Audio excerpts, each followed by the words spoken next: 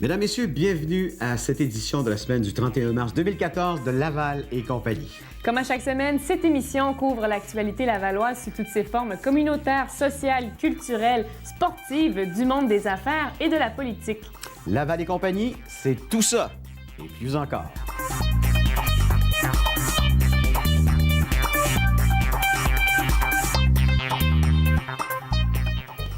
Il est notre Jack Bauer de l'actualité lavalloise. Il est de l'Écho de Laval, Ghislain Plourde. Et on tue la une même à l'occasion. Oui, ça arrive. En parlant de Jack Bauer. Oui. Parlons d'abord d'un incident linguistique dans un Tim Hortons.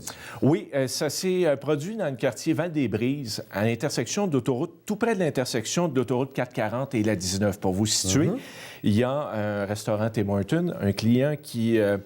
sur les réseaux sociaux, prétend n'avoir pu se faire servir en anglais dans ce resto Tim Hortons. Et il y aurait eu un échange avec des employés, échange qui a dégénéré et des clients se sont interposés, un échauffourée s'est produit. On a une version totalement contradictoire de la part des propriétaires de ce restaurant qui affirment de leur côté que le client, qui est un anglophone, a voulu se faire servir dans un anglais impeccable, alors que l'employé qui parlait français utilisait un anglais, là, mais disons-le, approximatif, mais elle faisait les efforts, cette employée, elle s'est fait invectiver par le client qui ne trouvait que c'était un anglais trop, disons-le, trop ordinaire. Et les clients, il y a des clients qui ont pris la défense de cette jeune employée. Il y a eu échauffourée. Ce qu'on sait de cette histoire, c'est qu'il pourrait avoir judiciarisation de cette affaire dans les prochains jours. Les propriétaires du restaurant Tim Hortons ne la trouvent pas drôle puisque le client a commencé à répandre cette nouvelle sur les réseaux sociaux. Il s'est déroulé le rebord. Oui. OK. Un ex-hockeyeur pour être honoré. Oui, effectivement. C'est un ancien hockeyeur. Originaire de Laval-Ouest, son nom, c'est Heartland Monahan. Pour ceux qui ont suivi les activités de la Ligue nationale dans les années 70, c'est un joueur qui a été repêché à l'époque par les Golden Seals de la Californie. On remonte en 1971. C'est ça. A évolué pour les Capitals de Washington, les Kings de Los Angeles et les Blues de Saint-Louis jusqu'au début des années 80. Monsieur Monahan ne vit plus ici au Québec. Il vit du côté de la Georgie. Il est marié avec la fille de Bernard Boum Boum Geoffrion. Ah oui, OK. C'est le gendre du regretté Boum Boum. Il vit du côté d'Atlanta, mais la famille Monahan, presque toute la famille, vit encore du côté de Laval-Ouest. Et un résident du secteur a entamé des démarches il y a 3 ans pour qu'on rebaptise l'aréna en l'honneur du joueur de hockey de ce secteur. Des démarches qui n'ont pas abouti jusqu'à présent.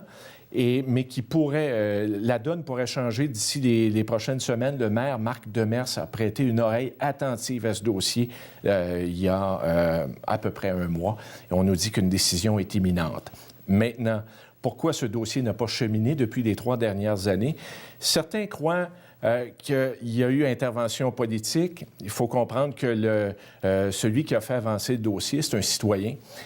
Et ce citoyen a travaillé contre l'ancien conseiller municipal du secteur. Ça se pourrait qu'il y ait... À de nombreuses élections, mais le conseiller de l'époque, Jean-Jacques Beldier, dément toute intervention politique dans ce dossier. Bon, maintenant, parlons de Laval qui cède des terrains à la commission scolaire. Oui, ça, c'est une bonne nouvelle. La Ville cède 6 terrains à la commission scolaire de Laval, la CSDL, en échange de 3 autres. Et ça permettra la construction de 2 nouvelles écoles. Ce qu'on confirme, en plus de la rénovation d'au moins 4 autres. Et ça, c'est effectivement une très, très bonne nouvelle pour les étudiants. Ça veut dire qu'il y a un petit boom? Oh oui, et on a un problème de surpopulation étudiante, notamment du côté de Fabreville. On va procéder à l'agrandissement de l'école Laurier-des-Bois, Notre-Dame-du-Sourire notamment, et on va en construire, je vous disais, au moins 2. Ça irait plutôt à 3 ou 4 dans les prochaines années, sans avoir nécessairement d'échéancier très fixe là-dessus. Bon, bien, vous êtes libéré de Laval et compagnie, mais sinon, vous êtes toujours au service de l'Écho de Laval? Quotidiennement sur le site web l'échodelaval.ca, des infos fraîches tous les jours, ou encore l'Écho de Laval, le journal papier livré tous les mercredis dans votre Publisac. Merci, Ghislain. À la semaine prochaine. Bonne semaine. Bonne semaine.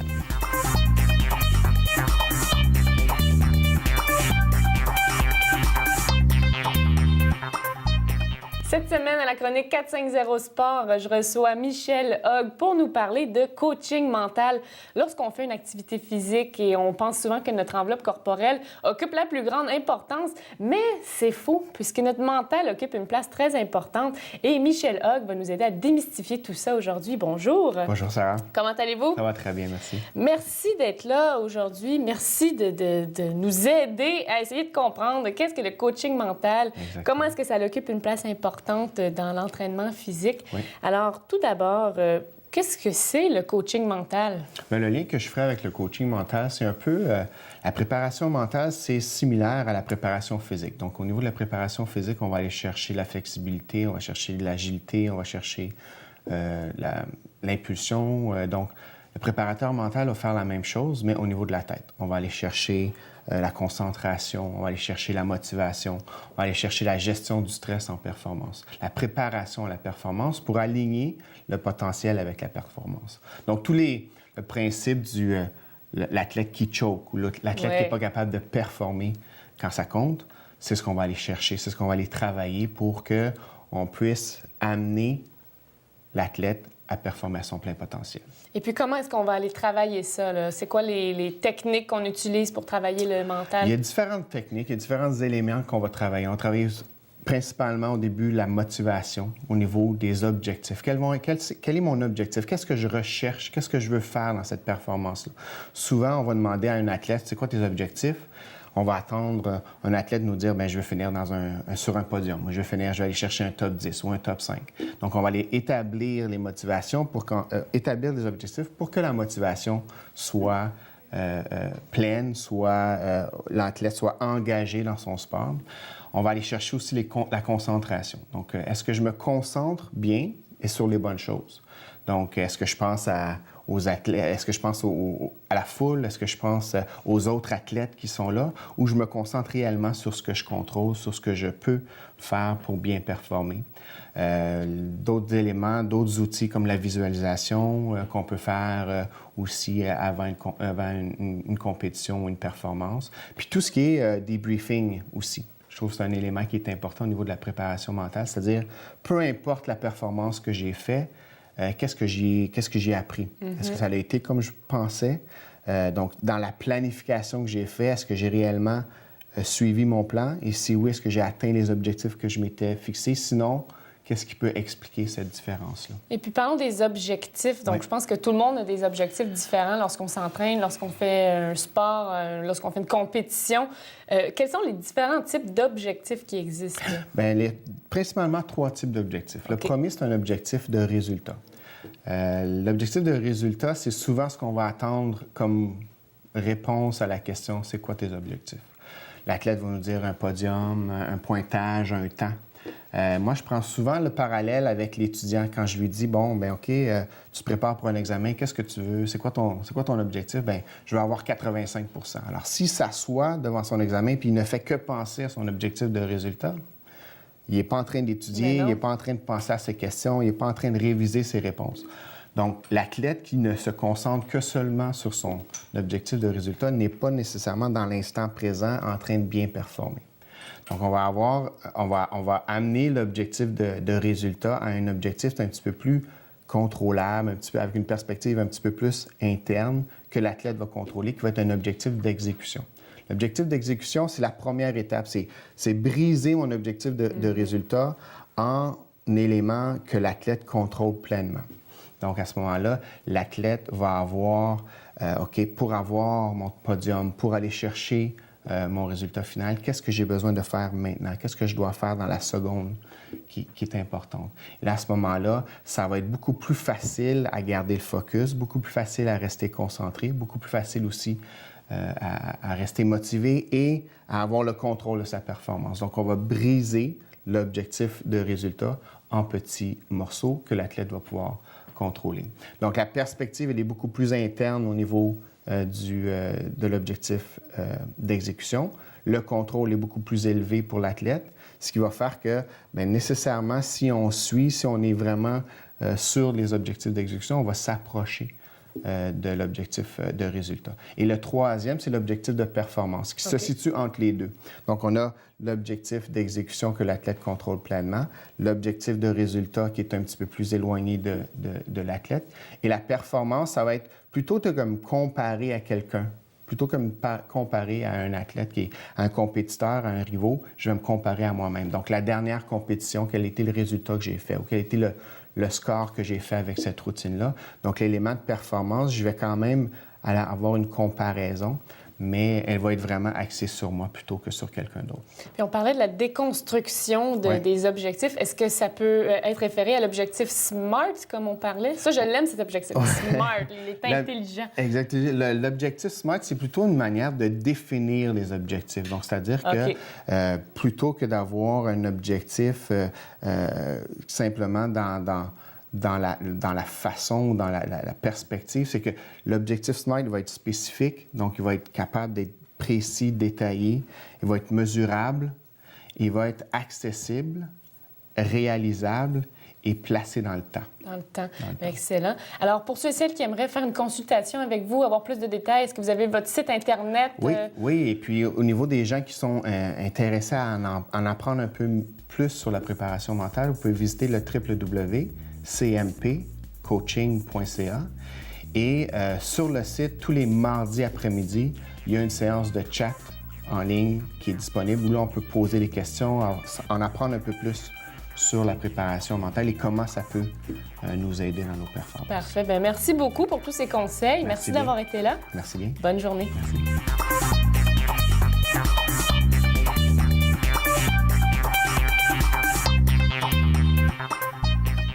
Si tous s'entendent pour dire que les 22 nouveaux élus sont d'une bonne cuvée, on peut dire que mon prochain invité est plutôt pétillant. D'ailleurs, il est non seulement conseiller municipal de Laval-des-Rapides, mais il est également prothésiste dentaire. Il est fondateur de la chorale Bono et il est aussi adepte du skateboard. Pierre Antian, bonjour et bienvenue à Laval et Bonjour.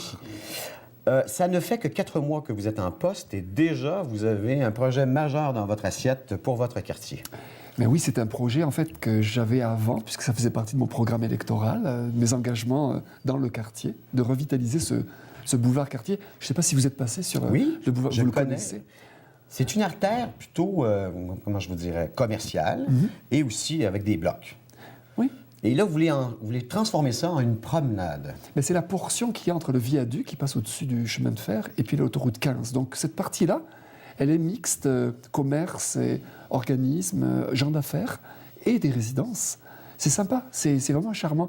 C'est mon quartier, j'habite là en tant que conseiller municipal. Et puis, je trouve qu'il y a du potentiel sur cette future promenade quartier. Vous avez eu une première rencontre avec les gens d'affaires, les citoyens. Qu'est-ce qui en est ressorti? Mais ils sont enthousiastes. Ils sont enthousiastes parce que les commerces ferment presque les uns après les autres. Il y a pas mal de désaffections, il y a des enseignes qui sont brisées, des locaux vides, des gens qui abandonnent leur commerce parce que il n'y a pas l'économie qui va avec pour rentabiliser leur commerce. Donc, ils voient ça d'un bon œil, les élus songent, envisagent quelque chose pour le développement économique, le développement culturel aussi. Et communautaire aussi. Communautaire, social, parce que c'est un sentiment d'appartenance, un nouveau quartier, pas nouveau, mais un quartier sublimé, disons, un milieu de vie dans lequel on se sente à l'aise. Non, c'est... Et ce qui en est ressorti, c'est un plan à long terme ou à court terme pour justement revitaliser le boulevard quartier? Ça va dépendre des urbanistes, ça va dépendre de la volonté qu'auront les gens d'affaires du secteur de s'organiser, une association des commerçants, des gens d'affaires. Ça va dépendre de tout ça. Si les gens veulent se prendre en main, moi je suis prêt, je les accompagne. Vraiment, je suis enthousiasmé par ce projet parce que ça va vraiment les aider économiquement. Ça va attirer des investisseurs, ça va attirer une population avec le Centre Bell qui se construit pas loin.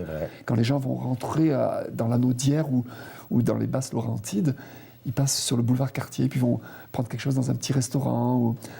Est-ce qu'il y a une portion qui va être piétonnière, donc fermée? Est-ce que vous pensez à ça dans votre promenade? On n'en est pas là encore dans notre réflexion, et je ne pense pas, parce qu'il faut que ça reste quand même une artère majeure là, aux heures de pointe, le matin puis le soir. Parallèle avec le boulevard de la Concorde. Voilà. Puis le boulevard du Souvenir n'est pas encore prolongé avec son viaduc. Donc c'est quand même un endroit où il se passe beaucoup de choses. Mis à part la promenade quartier, c'est aussi une voie d'accès pour aller au travail et revenir. Donc je ne pense pas qu'on puisse la rendre plus étroite qu'elle ne l'est. Elle est déjà trop étroite. Racontez-moi la Val-des-Rapides, étant donné que non seulement vous y habitez, mais vous êtes conseiller. Qu'est-ce qui est la couleur de votre quartier? Wow. La couleur du quartier, c'est vraiment un quartier de la culture, de la créativité. J'étais abasourdi. Quand j'ai été élu, j'ai finalement réalisé que ce quartier-là, il avait un potentiel incroyable. Il y a l'université, le cégep, le collège Le Tendre, la maison des arts, la salle André Mathieu. C'est un vivier de culture, de créativité. Et puis, vous avez dit que je suis le fondateur de la chorale de l'accueil Bono. Je suis très intéressé. Je suis un travailleur de rue. Je recrute des itinérants dans la rue, puis je les sors de la rue. Puis j'ai remarqué que dans les stations de métro, comme la station Cartier ou d'autres stations à Montréal, il y a beaucoup de criminalité qui gravite autour des stations de métro, des revendeurs de drogue et tout ça, malheureusement. Bon. Mais le métro de Montmorency, non.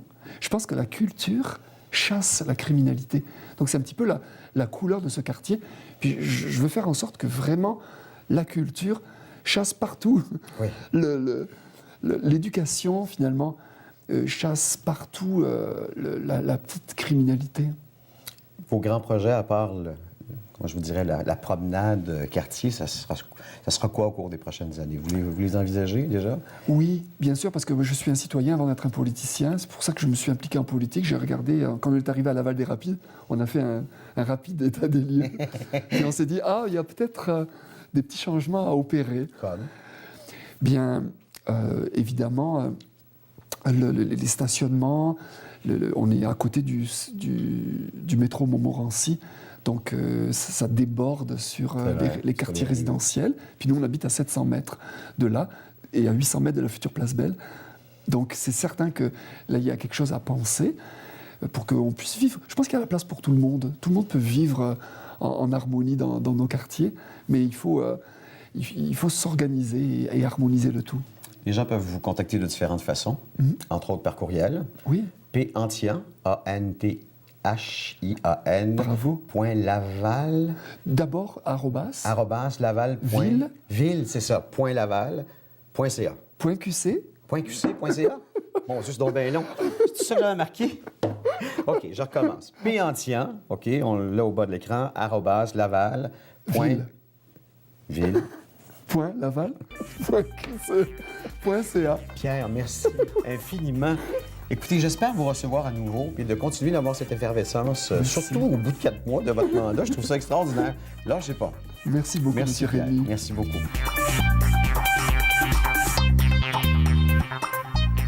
Cette semaine, à la chronique Pêle-mêle, Véronique Angelil nous parle de rendez-vous à ne pas manquer dans la région de Laval. Et bonjour, Véronique. Comment ça va? Ça va bien, toi? Ça va super bien. Alors, tu nous parles de rendez-vous à ne pas manquer. On débute avec, c'est le Salon de la femme. Oui, le Salon de la femme. La femme de Laval. En fait, c'est un salon qui est nouveau pour cette année, puis qui est composé de défilés de mode, de métamorphoses gratuites, de conférences, plein de choses intéressantes. Donc, en gros, il y a 170 exposants dans les domaines de la santé, du mieux-être, des loisirs, des soins de beauté. Donc, c'est très, très complet. Puis c'est l'occasion idéale de se regrouper entre amis puis de s'informer sur des sujets qui sont nouveaux ou qui sont habituels, mais qu'on aime toujours en apprendre. Il y a plus d'une soixantaine de conférences et de présentations, dont des conférences de stylistes qui nous parlent de comment acheter à bas prix. C'est la styliste Luce Papineau. Luce Papineau, oui. Donc, qui va venir puis donner des trucs de pro pour magasiner à bas prix. Oui. Ça, c'est le fun. C'est toujours le fun, c'est ce qu'on cherche. Donc, il y a aussi plusieurs... c'est l'occasion de rencontrer plusieurs professionnels de la santé ou des finances ou qui peuvent aussi nous informer, nous conseiller dans ces domaines-là. Donc, c'est vraiment intéressant. Puis... Ce qui est fun, c'est qu'il y a des boutiques ce qui est fun, pardon, ce qui est amusant, c'est qu'il y a des boutiques et des designers qui seront là justement pour nous montrer les tendances du printemps et de l'été. Donc, tendance mode, tendance mode, exactement. Toujours utile. Exactement. Donc, ce qu'on peut faire aussi, c'est en échange d'un don minimum de 25 $ à la Fondation du cancer du sein, eh bien, comment je veux pas dire ça comme... Okay. L'Académie de la coiffure Sophia peut vous offrir une métamorphose coiffure puis vous rendre belle, comme ça, une belle coiffure nouvelle, pour une bonne occasion. Bonne cause, bien sûr. Mais oui. Puis les artistes maquilleuses... Mary Kay, Mary Kay, exactement, offrent des maquillages gratuits. Donc, c'est super plaisant et des trucs pour... En fait, pour votre peau et des conseils pour des looks différents. Donc, c'est super plaisant. C'est toujours le fun de se faire dorloter un petit peu. C'est toujours le fun, exactement. Donc, le salon, en fait, c'est le samedi 5 avril de 10h à 18h et le dimanche 6 avril de 10h à 17h à la place Forzani. Et pour plus d'informations, en fait, on peut aller sur salondafemme.ca pour des prix et l'horaire des exposants. Pour plus de détails. Pour plus d'informations, exactement. Alors, on poursuit avec les bazars. Oui, le bazar du centre d'hébergement Rose de Lima. En fait, c'est un bazar où on va pouvoir...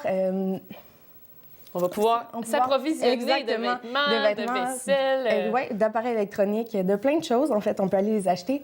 Ce qui est à noter, c'est que jusqu'au 26 avril, on peut aller, nous, porter de la marchandise pour que les gens puissent l'acheter durant le bazar. Donc, il aura lieu au 280 Roi du Nord à Laval, 1er, 2 et 3 mai 2014, cette année. Parfait. Donc, c'est toujours bien pour ceux et celles qui ont des moyens un petit peu plus minimes, pour de la vaisselle, des vêtements, des jouets pour les enfants. C'est toujours plaisant. Exactement. Alors, on poursuit avec les emplois d'été disponibles à Laval. Eh bien, la Ville de Laval recherche des étudiants âgés de 16 ans et plus qui seraient intéressés à travailler dans des parcs, sur des terrains de tennis, dans des camps de jour.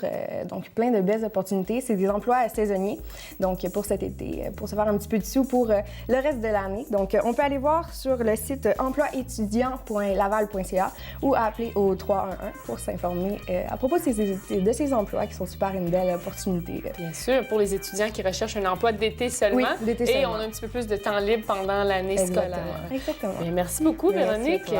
À la prochaine. À la prochaine.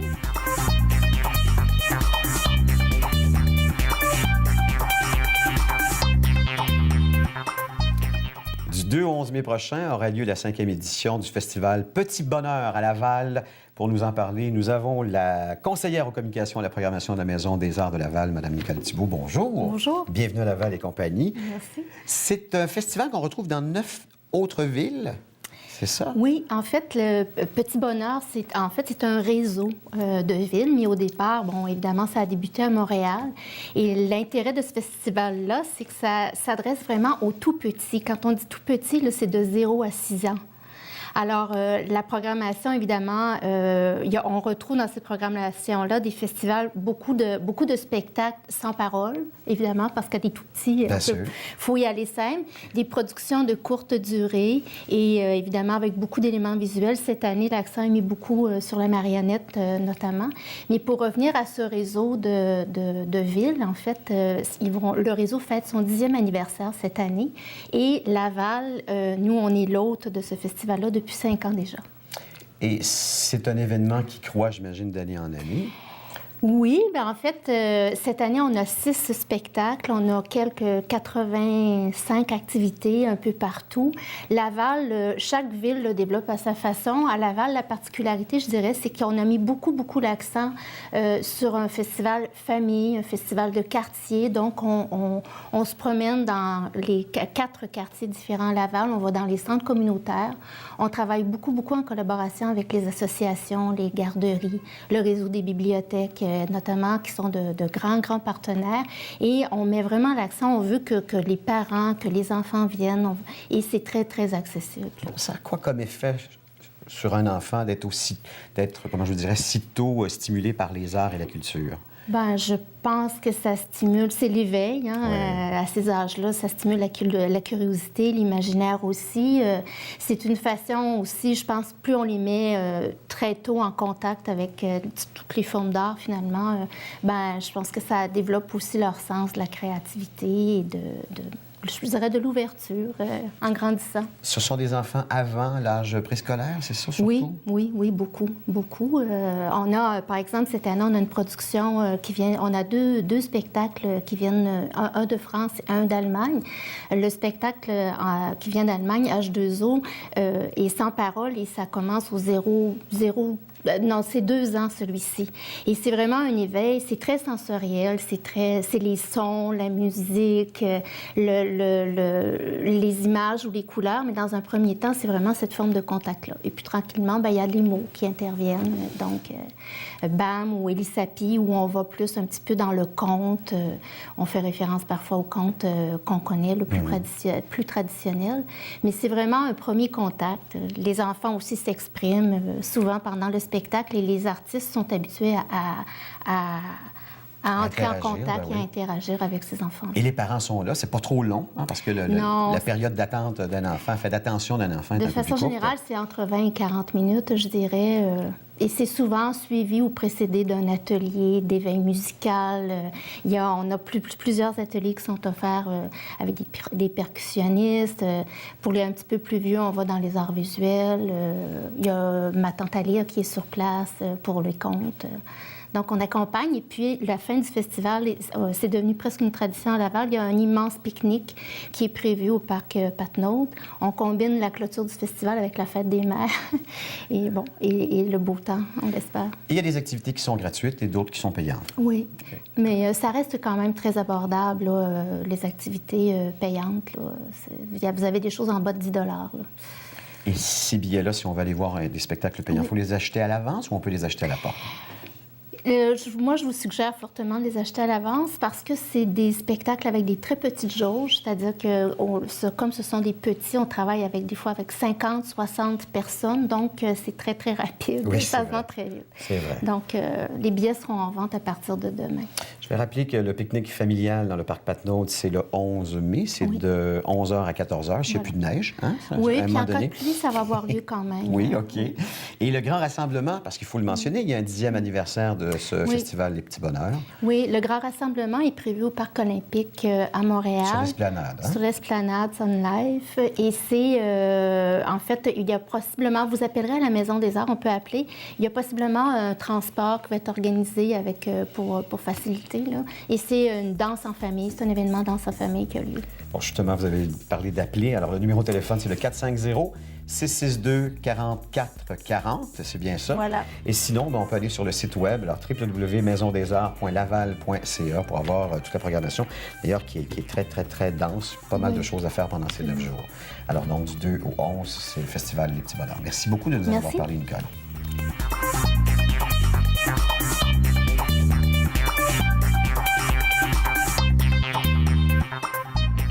It's time to dig up those stalks we once dug down out of regrets. À la Maison des Arts, le 5 avril prochain, sera présenté le spectacle de Dos Halls, un groupe formé de la chanteuse Erika Angel et du guitariste montréalais Simon Angel. Un spectacle qui nous ouvre les portes d'un monde où se chevauchent la fragilité et l'intensité. Et Anne-Marie Kirouac pour nous en parler. Bonjour Anne-Marie. Oui, bonjour Sarah. Ça va bien? Ben oui, très bien. Excellent. Et surtout en parlant aujourd'hui de cette formation-là. Oui, tu vas m'apprendre plein de choses aujourd'hui parce que je les connais pas beaucoup. Là. Ben c'est ça, ils sont... Ça commence de plus en plus quand même. Ils se préparent à lancer un 3e album déjà. Tu disais Simon et Erika Angel, c'est mari et femme. Pour vrai? Oui, la particularité, c'est que c'est un groupe canado-suédois. Parce qu'elle et Erika viennent de la Suède.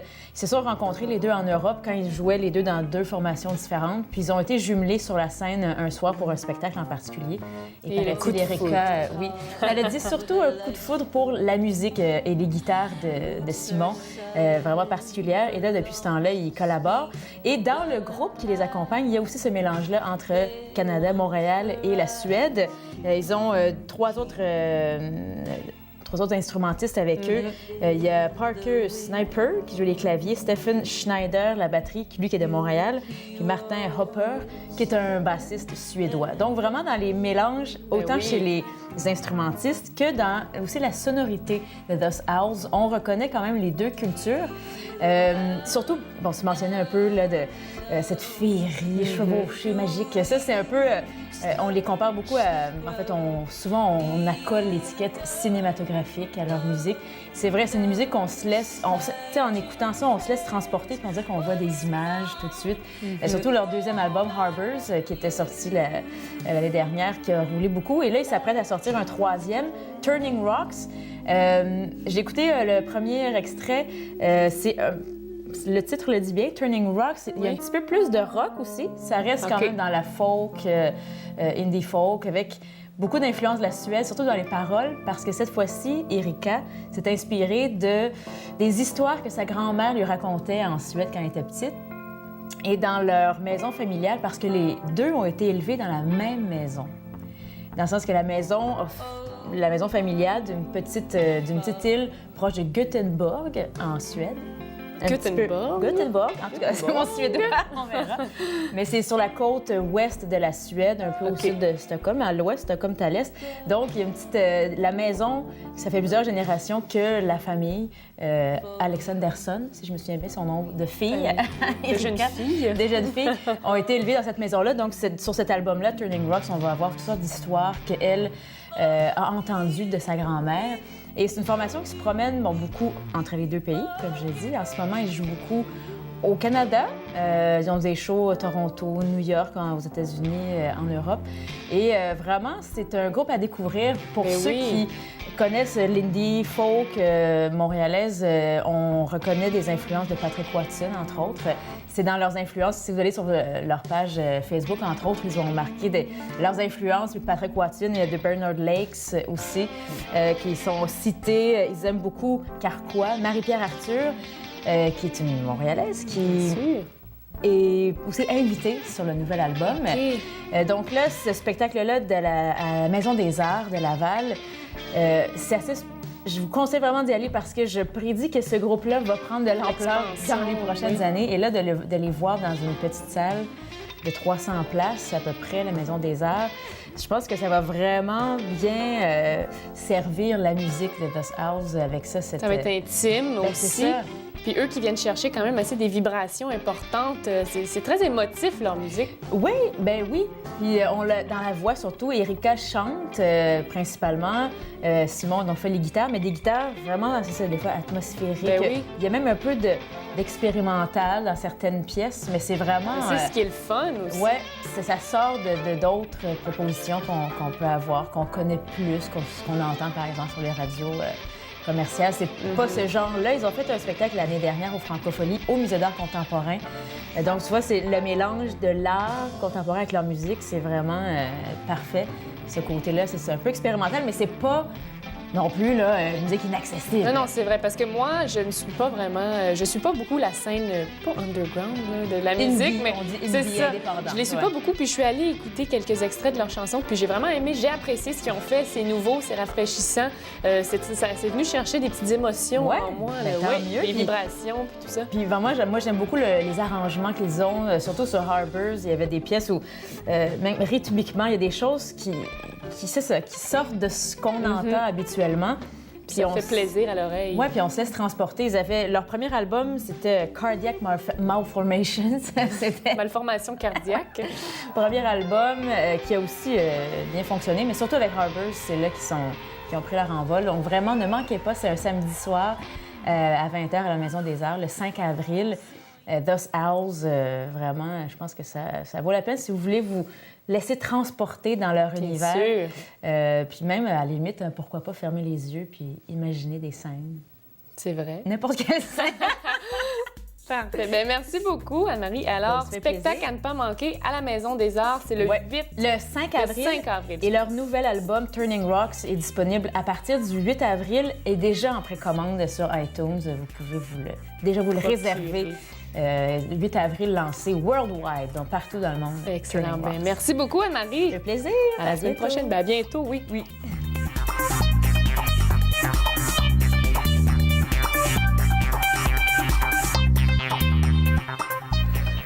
intervalles réguliers, elle vient nous présenter ses coups de cœur de gens qui font du bénévolat ici à Laval. Peggy Bellin avec sa chronique Mille merci. Et c'est quelqu'un proche de nous, en fait. Oui, c'est Pauline Bourgault, qui est notre doyenne en matière de bénévolat ici à TVRS. Ça fait 10 ans qu'elle est avec nous.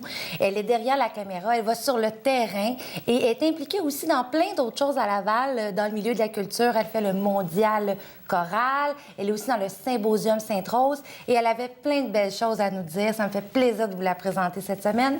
Voici les images que je vous ai rapportées.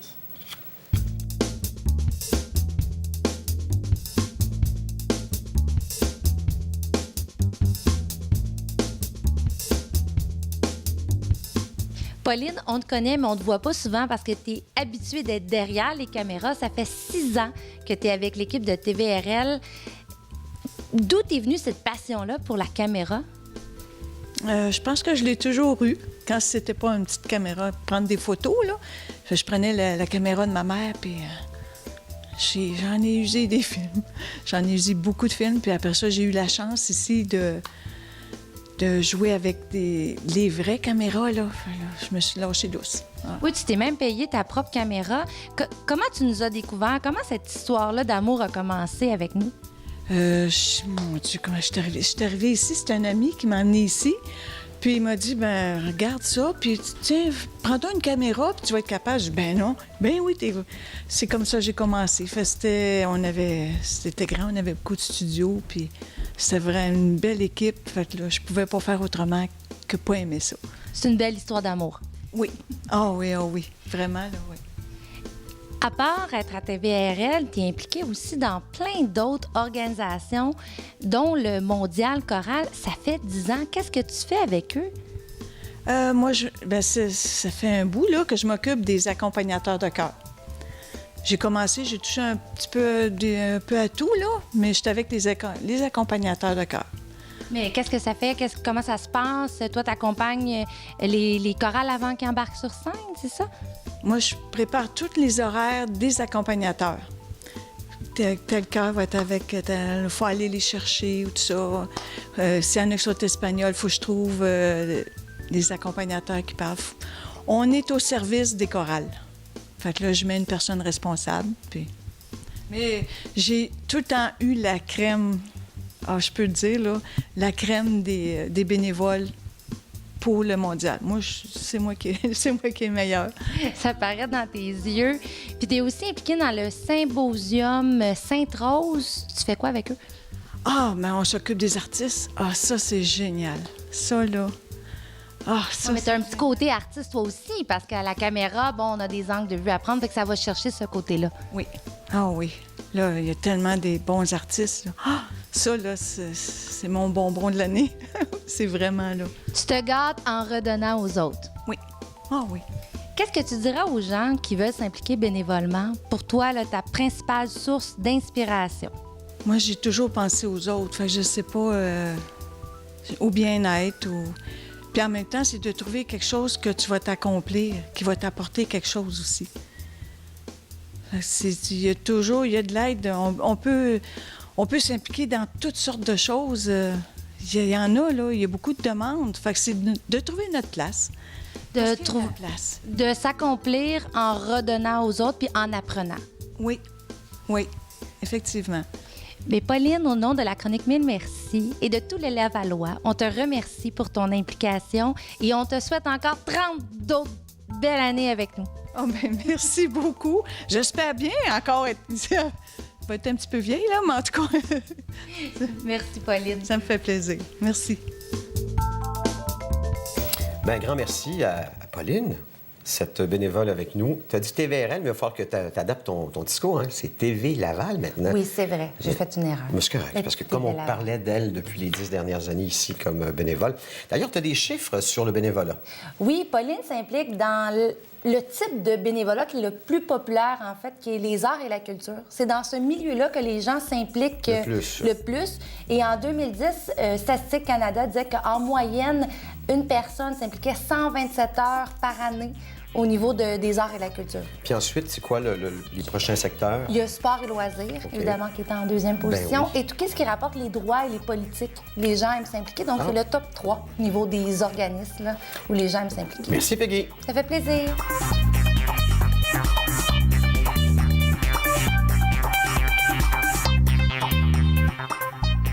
Cette semaine, la belle Odile Chevassu nous parle des tendances maquillage printemps 2014.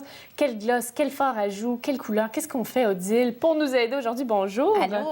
Ça va bien? Ça va toujours bien, toi aussi? Oui, ça va bien, merci. Alors, le printemps, la chaleur, on a hâte. On a très hâte. Alors, sur les passerelles, on a vu vraiment les teints de printemps. C'est un teint qui est vraiment naturel, avec des yeux couleur pastel et des lèvres qui sont vitaminées. Alors, aujourd'hui, chose à ne pas faire, ce que j'ai fait, évidemment, pour te montrer ce qu'il ne faut pas faire, on accentue soit les yeux, soit les lèvres. On dit tout le temps, quand tu mets l'accent sur le haut du visage, tu laisses le bas plus naturel ou le contraire. Alors, vous voyez, le haut est très beau sans la lèvre ou les yeux cachés. Les lèvres sont très belles sans les yeux. Alors, c'est ça. Lèvres vitaminées, couleur pastel. Je vais te montrer, j'ai utilisé... Oui, il y a beaucoup de produits, là. Oui, tout à fait. Dans toutes les collections, il y a toujours plein de nouveautés. Et j'ai utilisé tous les produits ici pour faire mon maquillage. Alors, je voulais te le montrer aussi ce matin. Les ongles aussi, si on a le temps en dernier. Alors, on commence tout de suite. Je suis allée au lancement de Jouviance. Alors, Jouviance, qu'on connaît avec le dermatologue qui avait parti la ligne en 2004. Oui, c'est 2004, je ne veux pas me tromper. 2003, pardon. Alors, c'est Guy Sylvestre qui avait parti la ligne de produits crème. Et là, ça faisait 2 ans qu'ils travaillaient sur la collection maquillage. Ils viennent juste de la sortir. C'est en exclusivité chez Jean Coutu. Alors, comme on le sait, c'est Véronique Cloutier qui, elle, depuis 2012, c'est la porte-parole. Oui, c'est ça, l'ambassadrice de la marque. Alors, c'est un très, très beau lancement, de très beaux produits. Évidemment, tu retrouves de tout. Ils comblent autant les yeux, les lèvres, la bouche. Et tu as des produits qui sont à la base faits par un dermatologue. Alors, c'est de la dermo-beauté. Des lignes qui sont en même temps comblent souvent et ont des produits qui sont très, très bons pour la peau, en même temps d'avoir les couleurs tendance. Oui. Alors, très beau lancement, exclusivité chez Jean Coutu. On continue avec Make Up Forever. On sait que c'est une ligne que les maquilleuses aiment beaucoup. Ils vont toujours chercher leurs produits, des fois leurs produits clés, là, leurs produits base. Alors, Make Up Forever, j'ai présentement sur moi sur ici, les yeux, oui. Oui, l'aqualiner bleu. Alors, il est waterproof aussi, donc collection printemps et des fois qu'on garde pour l'été. La collection HD de Make Up Forever aussi. Alors, pour la télévision, effectivement, qui est de plus en plus HD, donc il faut cacher un petit peu plus... Oui. Alors, c'est microfin. J'ai mis la poudre aussi tantôt pour enlever la luisance. Chez Les Oitiers, j'aime toujours ces boîtiers, ces collections. À chaque saison, elle a des noms aussi. Alors, celle-ci, c'est T'imagines. C'est en édition limitée aussi. Donc, si on aime des parties de la collection, on va les chercher immédiatement parce qu'ils ne sont pas longtemps sur le marché. Alors, ça, c'est la collection Entre ciel et terre. Alors, pour le printemps, on aime ça travailler des fois. Et la terre et le ciel. Et ici, comme je te disais tout à l'heure, normalement, on laisse quelque chose d'un peu plus nature. Alors, l'isoitier ici, ça, tu l'appliques. Il fait juste aller chercher le pigment de ta lèvre. Donc, en 1 minute, tu as juste une petite couleur très naturelle de ta lèvre pigmentée. Donc, c'est un peu blé brillant, c'est luisant? Non, simplement, on le met, il va chercher. Tu vois, je ne l'avais pas encore utilisé. Il est nouveau, là. Oui, tout à fait nouveau. Puis, tu vois, c'est en gel aussi. Le petit applicateur. Oui. Là, j'ai trop de trucs à te parler. Ah non, je sais, te montrerai, mais c'est... Alors, ça fait juste sortir ton naturel de ta lèvre. Après, chez CoverGirl ici, Bombshell, la collection, j'ai utilisé le mascara pour mes yeux tout à l'heure. Alors, tu utilises d'abord l'amplificateur ici, en 1, et en 2, ici, ça intensifie ta couleur. Donc, ça le rend plus noir. Plus foncé. Oui, on intensifie. Un regard profond. Tout à fait. Et, tu as les petits gloss plus pâles. Tantôt, je te parlais de lèvres vitaminées. Alors, la voici, très colorée. On l'aime pour le printemps. Ensuite, chez Nars, tu as le duo, je vais le chercher ici, Chan Icy. Alors, j'ai utilisé sous l'œil, juste au pinceau ici, sous l'œil, le petit bleu ici, couleur... ciel. Oui, excusez-moi. On parle de la mer ici. Et voilà. Et tu as le multiple. Tout à l'heure, tu m'en parlais du multiple. Je pense que tu le connais. Oui, je le connais. Je l'ai déjà offert en cadeau, mais je ne l'ai jamais utilisé personnellement. Donc, le shimmer, comme ça qu'on appelle? Le multiple de NARS, c'est très populaire parce que vous pouvez l'utiliser pour les joues, pour le teint, pour à différents endroits. Chez Body Shop, on aime toujours les cubes.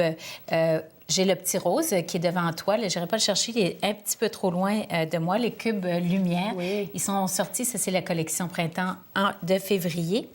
Ici, on continue chez Sephora. Les boîtiers qui sont toujours intéressants. Si tu veux aller chercher juste quelques accents, tu peux aller chercher un boîtier multicolore pour le printemps. Rouge à lèvres qui est là. La collection de la tatoueuse Kate Von B. Kate Von B, c'est ça. Qu'on retrouve aussi chez Sephora. Tu as chez Marc qui est distribué par Avon. Alors, tu as le teint poudre rehausse visage. Alors, la petite fleur ici, tu t'en sers pour rehausser le visage. Et si tu as une couleur de rouge à lèvres à avoir dans tes couleurs vitaminées, le orange cette année. Alors, l'orangé de Marc.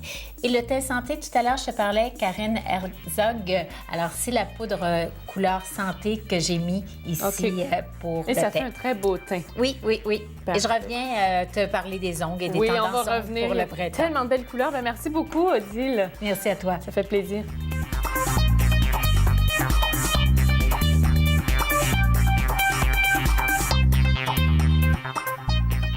Cette semaine à l'émission, je reçois 2 invités de la Maison de soins palliatifs de Laval, Hélène Martineau, coordonnatrice des bénévoles, et Ariane Rioux, cofondatrice et membre du conseil d'administration de la Maison des soins palliatifs de Laval. Bonjour, mesdames. Bonjour. Bienvenue en studio. Merci. Alors, vous êtes ici aujourd'hui pour nous parler de la maison. Quand on parle Maison des soins palliatifs de Laval.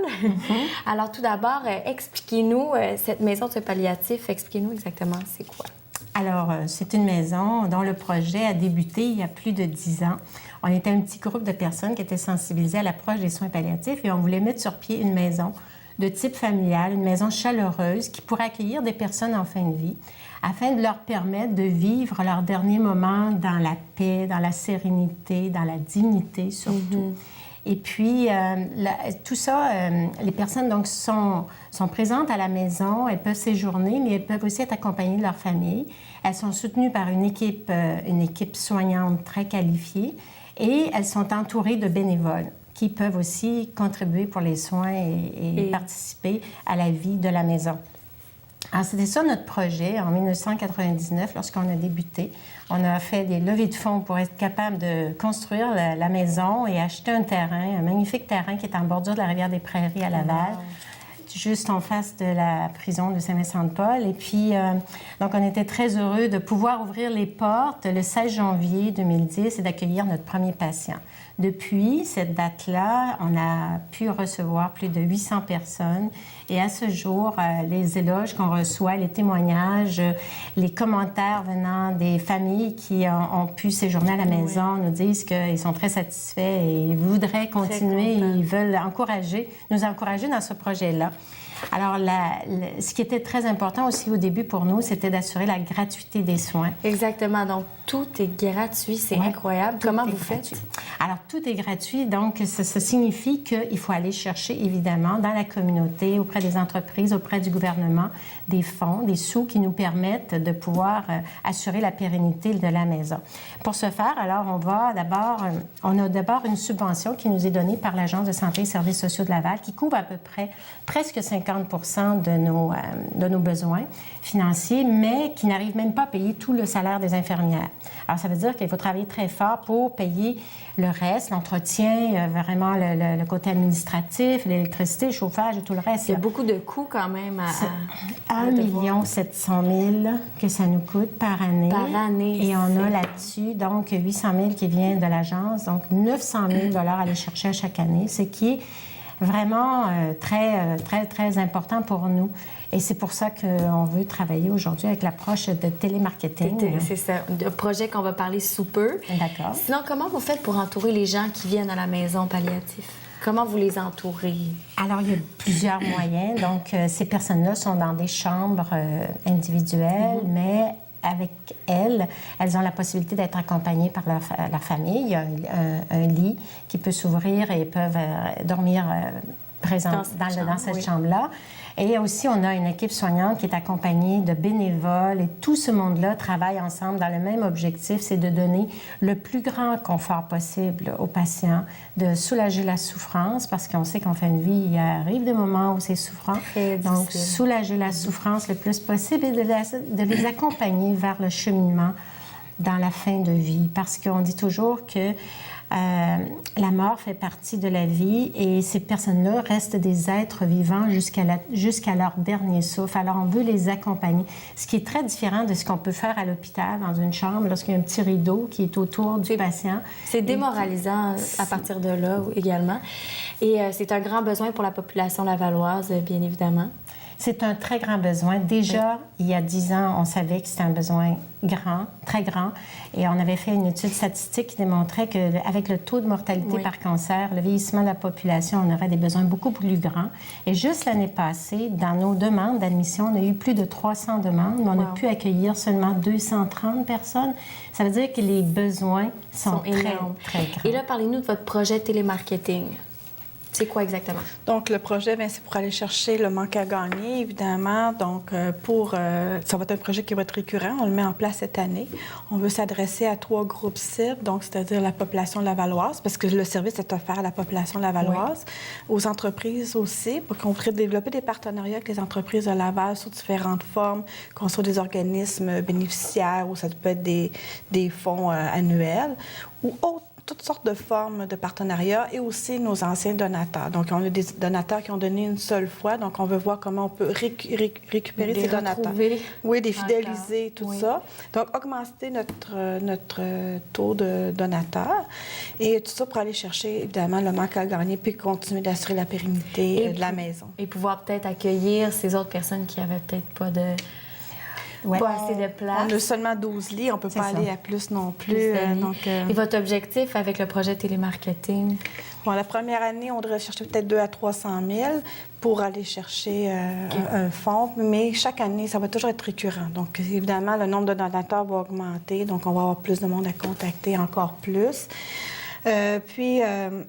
C'est un grand projet, c'est ça, mais c'est vraiment important et on va avoir une équipe qui va être hybride, donc on va avoir des salariés qui vont travailler là, qui vont être toujours présents, plus une équipe de bénévoles. Donc, si on a des bénévoles qui sont intéressés, qui ont des contacts au niveau des entreprises, on leur souhaite la bienvenue, on a besoin de leur soutien. Alors, si jamais les gens veulent être également bénévoles, on retrouve le numéro à l'écran pour vous rejoindre. Absolument. Parce que vous cherchez tout le temps de l'aide. On dit jamais non. On dit pas non, c'est toutes sortes de formes. On répond, on prend les besoins. Exactement. Bien, merci beaucoup, mesdames. Mais merci. Merci aussi. Merci.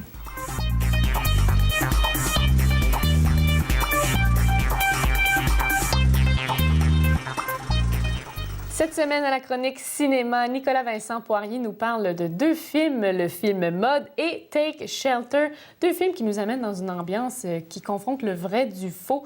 On va avoir plus de détails avec Nicolas. Bonjour. Bonjour, Sarah.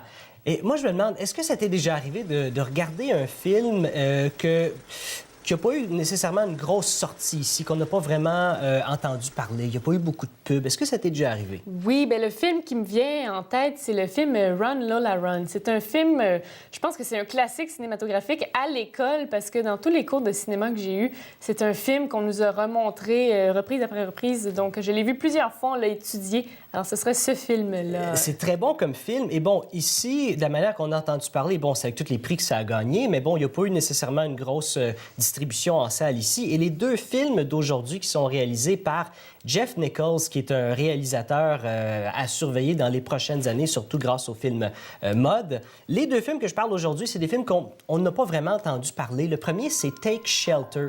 Et bon, c'est l'histoire d'une famille tout à fait normale, une famille typique américaine. Ils habitent en campagne, le père, il travaille très fort, bon. Et tout à coup, le père, qui est joué par Michael Shannon, il commence à avoir des visions, une grosse tornade, une espèce de déluge, quelque chose d'effrayant, dévastateur qui va arriver où est-ce qu'ils habitent, là, dans leur coin. Et là, ces visions commencent à être de plus en plus fortes jusqu'à ce qu'ils décident de ne pas prendre de chance et de se faire un abri pour les tornades. Mais là, ce qui se passe, c'est que sa mère, qui a été diagnostiquée comme étant schizophrène dans la trentaine, alors lui, il se pose la question, est-ce que je commence à être schizophrène aussi? Moi aussi. Ou est-ce qu'il y a vraiment quelque chose, il y a quelque chose d'effrayant qui va arriver bientôt? Et là, on commence à avoir le doute, et jusqu'à la fin, je peux pas dévoiler le punch, évidemment, mais là, tout le monde se retourne un petit peu contre lui. On voit vraiment qu'il y a une espèce de folie qui s'installe, mais on sait jamais si c'est vrai. Et c'est drôle parce que beaucoup d'acteurs vont aller jusqu'à un certain extrême pour embarquer dans leur rôle. Je prends l'exemple de Daniel Day-Lewis qui a joué dans le film Last of the Mohicans, je pense que c'était en 91 ou 92. Alors lui, pour vraiment embarquer dans son personnage, il a été jusqu'à apprendre à se faire un canot avec un canif. Tu sais, quelque chose de vraiment extrême. Pour se mettre dans l'ambiance de son personnage. Il y en a qui perdent beaucoup de poids. Puis je reviens encore à Daniel Day-Lewis. C'est très drôle, c'est en 2001, pendant le tournage du film Gang de New York, il faisait froid et là, on lui apporte un manteau avec une doublure. Et lui, il a dit, non, il n'y avait pas de doublure dans ce temps-là, donc je n'en veux pas une, même si ça paraissait pas à l'écran. Donc, c'est un peu extrême. Et pour ce qui est de Michael Shannon, dans son rôle, lui, au contraire, il a fait aucune recherche sur la maladie mentale parce qu'il s'est dit, mon personnage, il pense que tout à coup, qu'il y a peut-être, soit des visions de quelque chose qui va arriver ou soit qu'il est malade, mais il ne sait pas. Donc, il voulait rester dans l'ignorance un petit peu par rapport à ça, un peu comme son personnage. Et c'est très bon parce que, il livre une performance extraordinaire là-dedans. Et pour le deuxième film, Mud, du même réalisateur, lui, on a un peu plus entendu parler, même que le budget était un petit peu plus gros. On prend Take Shelter, 5 millions de budget. Mud, on parle de pas loin de 10 millions. Et il a fait 21 millions au box-office. Et Mud, ça raconte l'histoire. Ça se passe près de la rivière du Mississippi. Et ces deux jeunes qui s'en vont sur une petite île déserte, près de chez eux. Et là, ils découvrent un bateau, c'est ça, échoué dans un arbre. Et là, ils grimpent pour aller voir. Et là, il y a de la bouffe. Donc, il y a quelqu'un qui habite sur l'île. Et ils rencontrent cet habitant-là qui est joué par Matthew McConaughey. Et là, tu te dis, est-ce qu'il est fou? Est-ce que c'est un criminel? Ou c'est vrai qu'est-ce qu'il dit? Lui, il dit... J'attends ma blonde. Ma blonde va venir me chercher, puis ça s'en vient. Elle s'en vient, puis ça va être correct. Mais vous pouvez m'aider à aller me chercher de la bouffe, puis regarde, on peut s'aider mutuellement. C'est que là, tu te dis comme, OK, qu'est-ce qu'il a fait? C'est un fugitif, qu'est-ce qu'il a fait? C'est vraiment très bon comme film. Et lui, on a un petit peu plus entendu parler, c'est à cause, justement, de la manière qu'ils ont décidé de faire la pub. Une des façons, justement, de promouvoir ce type de film-là, sans dépenser beaucoup d'argent, tu l'amènes à des festivals. Et plus il gagne de prix, plus les journalistes en parlent et tu limites toujours la distribution. Et quand tout le monde en entend parler parce que c'est incroyable et ça gagne des prix partout, là, tu le sors. Au cinéma. Exactement. C'est comme le film The Artist en 2011. Ça a gagné le score du meilleur film. Ce film-là a coûté 15 millions de dollars à faire, ce qui est très peu. Donc, on peut imaginer une toute petite pub. Mais il a tellement gagné de prix que quand le film est sorti en salle, il a fait 133 millions. Donc, c'est une bonne stratégie. Et Mud, ça a été un peu la même chose aussi. Et vraiment, c'est un film, c'est beau, ça nous fait penser... Quand le réalisateur a fait ça, ce qu'il voulait faire, lui, c'est un peu montrer l'amour naïf qu'on a quand on est ado, et c'est représenté un peu par l'amour naïf que Matthew McConaughey a par rapport à sa blonde. Qui n'existe pas ou peut-être on ne sait pas trop c'est qui. Écoute, encore une fois, je veux pas vendre le punch, mais c'est deux très bons films qu'on a pas vraiment entendu parler. Et ça vaut la peine de découvrir ce type de film-là parce que ça fait tellement différent du genre de film popcorn qu'on est habitué de voir. Je le conseille vraiment à tout le monde. Alors, merci, Nicolas, pour tous ces conseils. Où est-ce qu'on peut s'y procurer, ces films-là, si ça nous intéresse? En club vidéo, pour ceux qui y vont encore. Et malheureusement, il n'est pas disponible en vidéocassette. Mais bon, c'est pas grave. Il y a le DVD, il y a le Blu-ray et aussi, il est disponible sur Internet, sur Netflix, je pense aussi, sur iTunes aussi. Donc, très facile à se procurer ces deux films-là. Bien, excellent. Bien, merci beaucoup, puis bonne journée. Et toi aussi. Merci.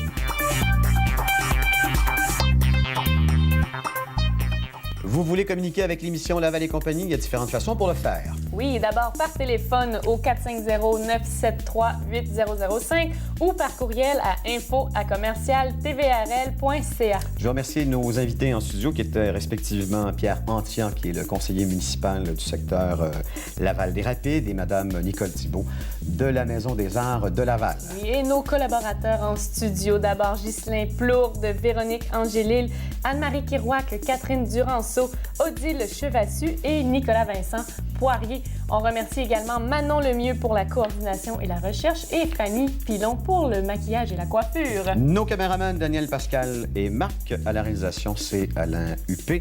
Et puis, n'oubliez pas qu'une ville, peu importe sa taille, ce qui la garde vibrante et vivante sont ceux qui l'habitent, s'en occupent et s'en préoccupent. Je vous souhaite une bonne semaine. Merci, Sarah. Ça m'a fait encore une fois énormément plaisir. Que de talent. Écoutez. À la semaine prochaine. Merci, Sarah. Au revoir.